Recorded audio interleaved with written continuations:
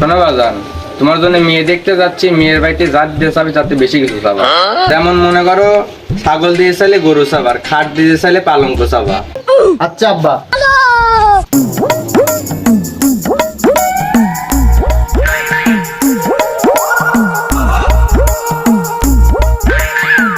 ভাই সাহেব কেমন আছেন?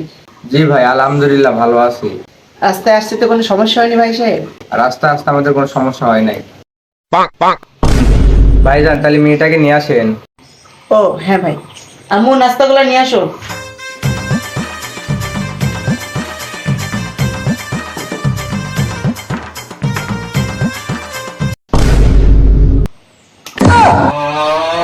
মা তুমি বসো। খান ভাই সাহেব খান, সমস্যা নেই। খা এবার খা। না আব্বা। ভাইজান মামুনের মুখটা একটু দেখান।